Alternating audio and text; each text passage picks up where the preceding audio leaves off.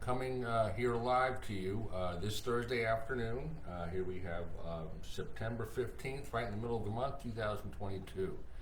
And I'm going live as part of a series that we call Thirsty Thursday. Thirsty Thursday. And what that is, it's where I go live every week on Thursday to talk about a topic that relates to the kind of law that I practice, estate planning, elder law, probate, estate, trust administration, and the like.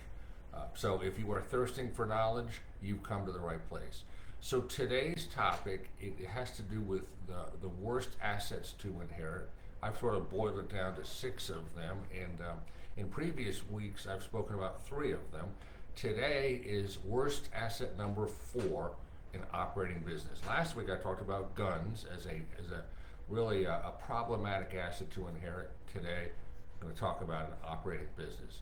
You know, some business owners, they develop a plan to pass on their business when they die. That's what we call a business succession plan. But unfortunately, many business owners don't plan ahead.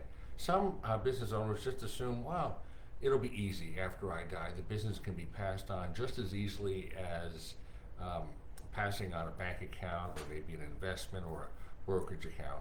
And I will tell you that could not be any further from the truth.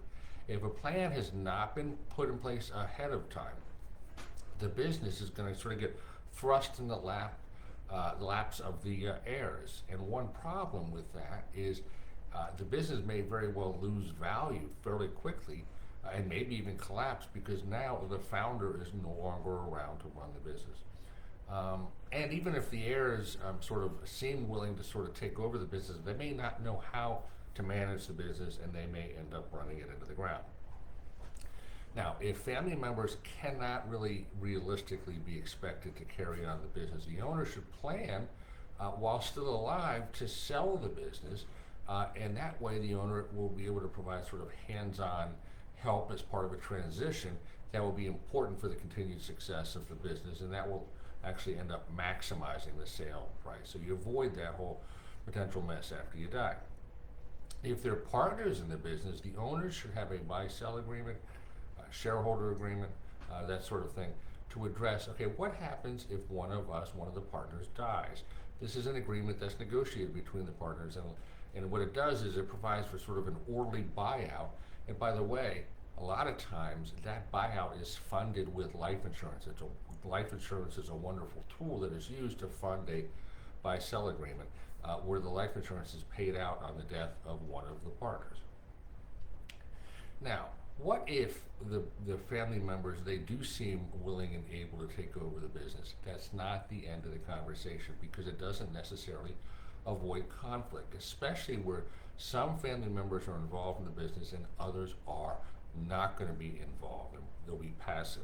So what that does is, think about it, it creates sort of an inherent conflict or a tension between those that are going to be active in the business and those that will be passive, because those that are actively working in the business, they may be willing to sacrifice short-term gain, or maybe maybe reduce compensation and so forth, sacrifice that in favor of long-term growth of the business because they are owners of the business that are actually operating it. Whereas the passive owners, they may not care as much about long-term growth. They want an immediate benefit. They want distributions. Give me my distributions now. Okay, so they'd be more than happy having that money taken out of the business. The bottom line is that planning ahead to address the issue of business succession actually can minimize conflict between family members after you die. Now, next week, I'm going to talk about the next sort of problematic or a difficult asset to inherit. Asset number 5, vacation properties. So, hey, if you'd like to know more about the 6 worst assets to inherit, and maybe how we can help, we'd love to talk to you. So we invite you to go ahead and schedule a 15-minute discovery phone call that is free, no charge for that. Just go to our website, legacyplanninglawgroup.com, and there's a blue button that says book your free call. Click on it, takes you straight to our booking page. Just pick the day and time that works with you, and hey, let's start a conversation. Again, that call is complimentary. If you have enjoyed this video, I would ask that you like it, and better yet, just trying to get the word out to as many people as possible and educate them. If you would, share this video with your friends.